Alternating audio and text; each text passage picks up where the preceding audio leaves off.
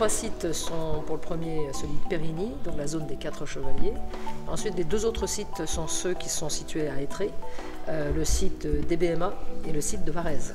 Ces 3 sites sont ceux qui, après l'étude de l'ensemble des sites, je rappelle qu'il y avait 12 sites au départ, sont les 3 sites qui correspondent en fait le mieux, le plus, à l'ensemble des critères que nous avions préalablement déterminés au niveau de l'hôpital et en lien aussi avec la communauté d'agglomération.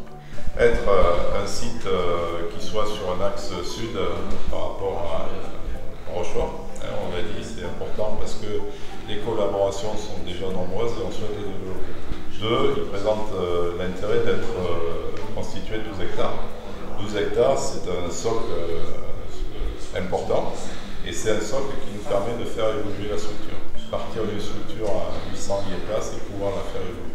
Un autre avantage pour ces 3 terrains, c'est que même si sur certains il va falloir étudier la question des accès, fluidité autour, à ce stade en tout cas, c'est des terrains qui sont proches de l'axe principal et qui permettent ainsi une connexion sur la voie rapide plutôt facile. Des connexions aussi à des réseaux, en face à des réseaux d'énergie. On a déjà fait une présélection sur un certain nombre de critères, mais je veux dire des critères à grande maille. Là maintenant, on va commencer à être un peu plus fin. Il n'est pas exclu qu'il y ait quelques mauvaises surprises, et c'est pour ça que c'est important qu'on ait au moins 3 hypothèses. À ce stade, elles sont toutes valables.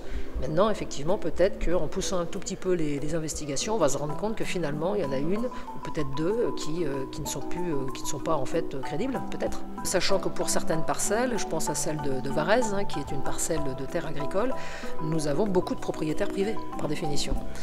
Sur Périgny, c'est un tout petit peu plus simple dans la mesure où toute la zone appartient au conseil départemental. Bon, déjà, on a un seul interlocuteur. Pour des BMA, de la même façon, là aussi, plusieurs propriétaires donc professionnels, entreprises, et puis parfois des particuliers. Donc il va falloir qu'on rentre en contact avec l'ensemble de ces propriétaires pour connaître déjà leur point de vue sur la question. Est-ce qu'ils ont envie de vendre, est-ce qu'ils n'ont pas envie de vendre, comment les choses peuvent s'organiser, et puis à quel coût.